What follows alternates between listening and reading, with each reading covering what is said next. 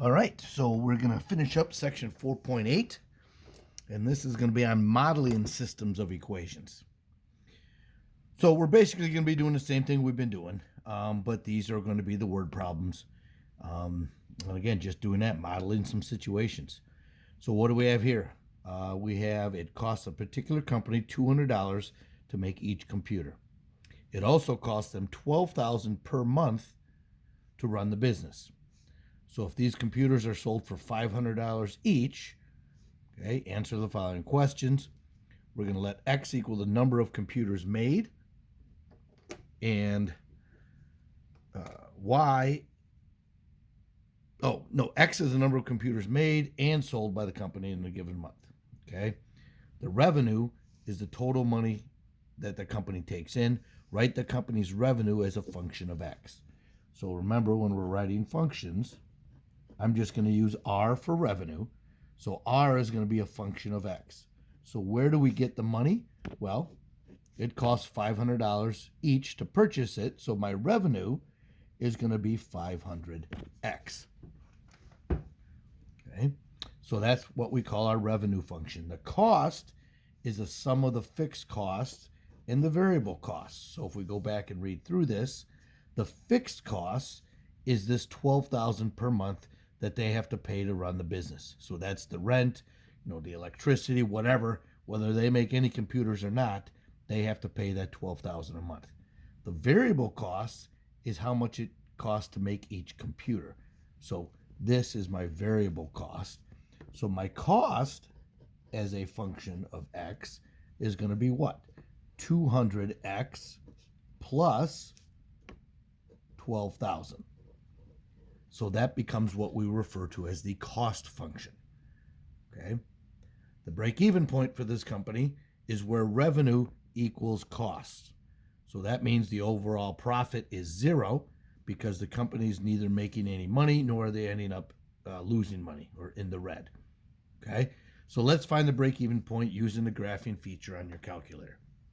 So we go into our calculator and we're going to go into Y equals.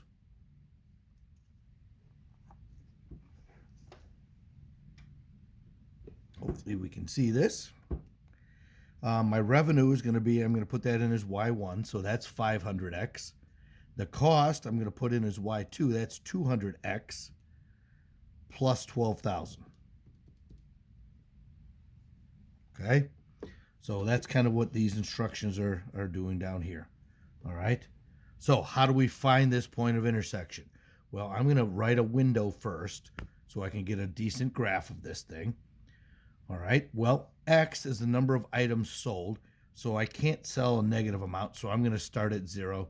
And let's just look at 100, and I'll see if that's big enough. So I'm going to go X minimum is 0, X maximum is 100, and my scale, let's go by 20s.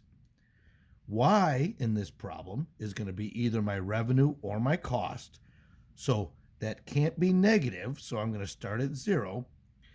And let's see, if my revenue is 500 per computer, and I sell 100 computers, that's going to be a lot of money.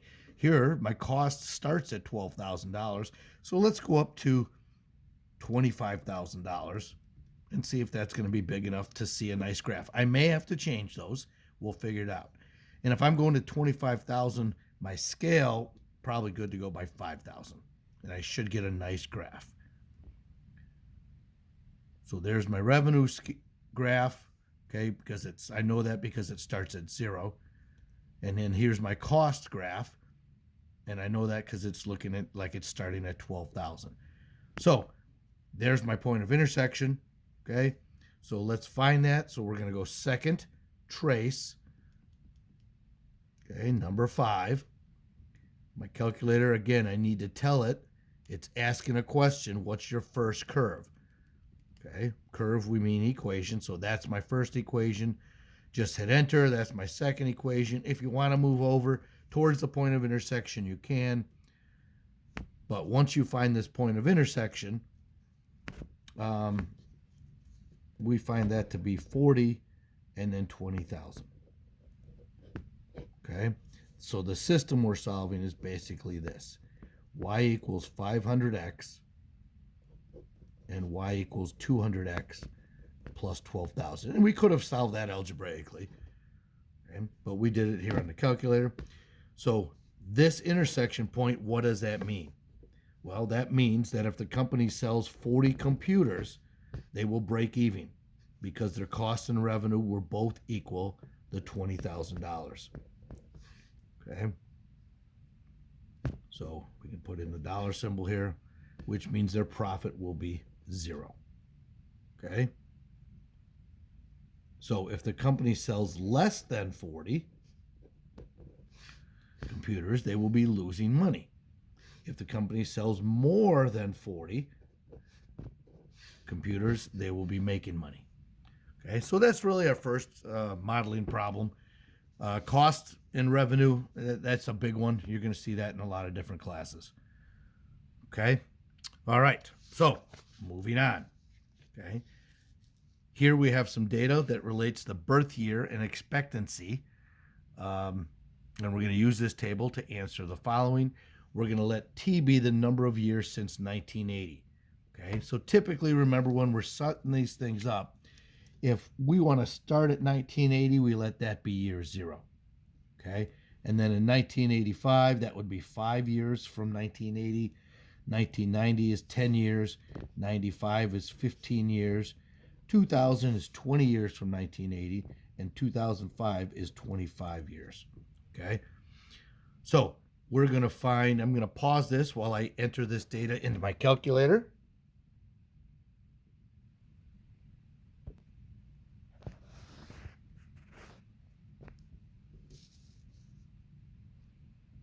All right, so I have gone through and I've entered T into L1 in my calculator.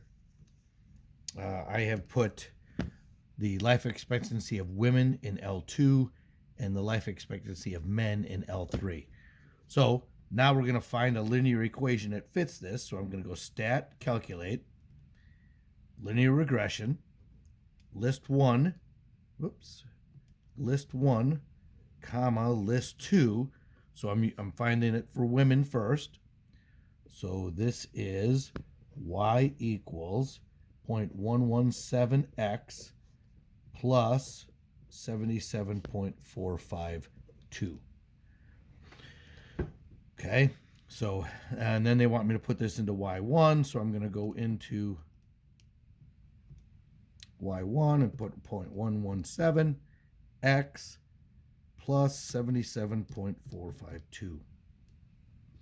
All right, and then I'm going to calculate for males the life expectancy, a linear equation. So, but this time I'm using list 1 is my t value and list 3 is my y value. So I get a little bit different equation. Here I get y equals 0.2097, so that's going to be rounded to 3 decimal places, 0.210 x plus 69.861. And that's what I'm going to plug into y2. So 0.210 x plus 69.861. Okay. All right. Then we're doing the same thing we just did. I'm going to graph these two and try to find the point of intersection. So again, I like to change my window first. X is what? The years from 1980. So if I go from 0 to, I guess we can say 100 years. Okay, that could make sense. And then the life expectancy is not obviously 25,000. It looks like if we go from 0 to 100, that's probably going to be large enough to see. So on the y-axis, I'm going to go from 0 to 100, and I'll also go by 20s on my scale there. So I should see a nice graph. Okay, that's the first one. So that's the life expectancy of females. And you can't really see it in here, so I'm going to change this because they're so close together. So let me go on Y. Let me just go from what? Let's go from 60 to 90. Just narrow that range down a little bit because I know it's going to be in there somewhere. And then I'll go by 5s. And I think I'll see a little bit better picture.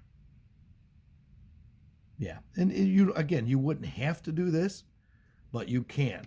Okay. All right. So that's how I kind of find a good graph, is I look at the data to figure out what window to use. Then how do I find that point of intersection? Second, trace. Choice 5 is intersection. First curve, second curve. If you want to move closer, you can. But my point of intersection is 81. And this one I'm just going to round off to 1 decimal place. And then 87. Yeah. Okay. So write a sentence that summarizes and interprets this finding. So remember, this was what? This was the year. So let's just round that up to 82 years. So in 82 years, which would be what? 1980. 1980 plus 82 is 20. The year 2062. The life expectancy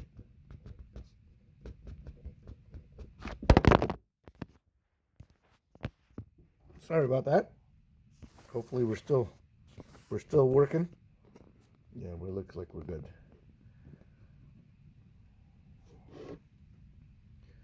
All right, so the life expectancy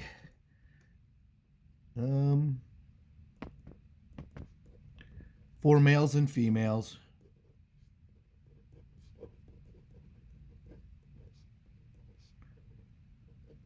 will be the same of 87 years. So that's what that point of intersection means. In 81.6 years, or 82 years, the life expectancy of both men and women will be 87. All right, and then the last thing we can use this technology stuff for, use the calculator for, is to solve systems that are not linear. Okay, everything we've done up till now has been linear equations. In part one of this, everything was linear. Okay, well, what happens when we get systems that are not linear? Okay, all right. So here's an example. There are two laws that interact to help determine equilibrium between quantity and price at any given time. Although they are independent factors, such as scarcity and cultural trends that can affect the curve, further influencing the price of a product or service and the quantity supplied and demand. Okay, so you've heard the terms probably supply and demand. That's what this is getting into. Okay, and this term equilibrium is when the supply is equal to the demand. That's the kind of the price you want, because if you price things too high, you're not going to buy it, and then your demand is going to go way down. Or if your supply is way high, you want to get rid of your supply, so you want to increase your demand. So anyways, we come up with two equations. Okay, and in this case, they're both quadratic equations. So d of x, which is the demand, is x minus 5. Okay, and a supply curve is s of x, which is x squared plus x plus 3. Okay, where x is the quantity of the product sold in thousands, and d and s are the supply and demand in dollars. So use your graphing calculator to find the point of intersection of the demand curve and supply curve. So we're doing the exact same thing we've just done. So I'm going to go into y equals, and I'm going to type, let me clear this stuff out. I'm going to put in parentheses, x minus 5 quantity squared. And then for y2, I'm going to put in the supply equation. So it's x squared plus x plus 3. Okay. And again, I don't know what table to use here, but we're selling items. So let's just, we'll go from 0 to 100 items. I don't know what my dollar value could be. Let's kind of take a look. So let's go to 1,000, and I'll go by hundreds on Y. So I want to get a good graph, and we should know what these are from what we've been doing. These are both going to be parabolas, correct? They're both x squared. So if I graph this, there's my first one, and there's my second one. So I may be a little too far out to graph this.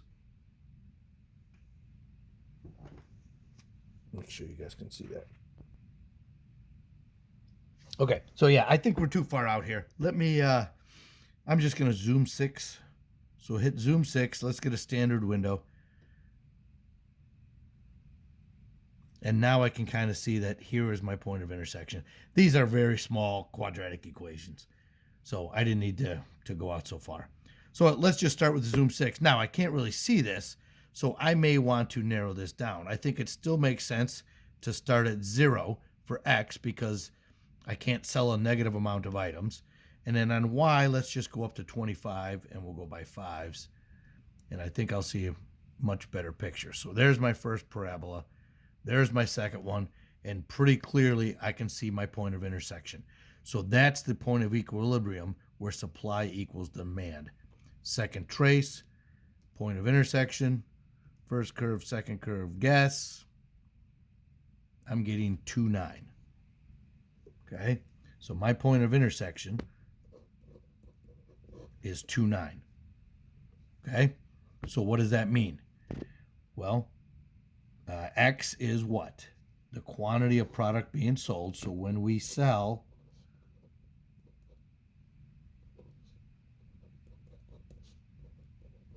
two items at $9, we will be at equilibrium.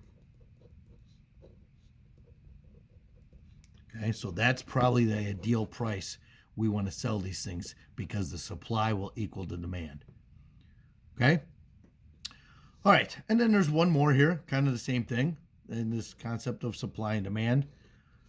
So here we have exponential equations. So let me just go in and put these in. So here my demand curve is E. So in Y1, I'm going to put E raised to the negative X plus 4.5. Make sure you use the negative sign on your calculator, not the subtraction sign. Otherwise, you'll get an error. So you have to tell it the negative sign. And then the supply curve is going to be E raised to the X minus 5.5. Okay. All right, so use a graphing calculator to find the point of intersection. Again, these look like pretty basic exponential functions. This is negative, so I know it's going to be coming down. Let's just start with a zoom 6 so we all get the same thing. There's the first one. And then you can see the second one just kind of comes in here. So again, it looks like a parabola when you do it together. Let me change. I'm going to let X go from 0 to 10. And I'm going to let Y go from, I'm only going to go up to 5 because I don't think I needed to go up any higher. So I can get a little bit closer look. There's my first one coming in. And then if you do that, you can see the other one kind of comes in here. And my point of equilibrium is right in the middle. So how do I find that? Second trace, intersect. Okay. First curve is the one that's coming down. Second curve is the one that's going up. I'll make that my guess. And again, without too much difficulty, I get 5, 0.606. Actually 0.6065. So I think since this is price, I'm going to round that to 2 decimal places. Okay. So what does this mean?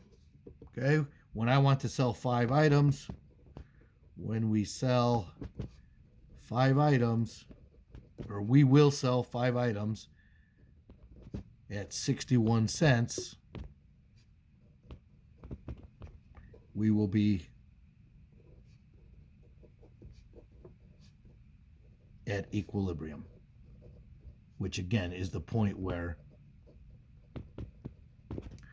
supply equals demand. So our ideal price in this case is going to be 61 cents. Okay, so all right, so hopefully that finishes up section 4.8. After this, you should be getting ready for your Unit 4 test and then taking your final. All right, good luck.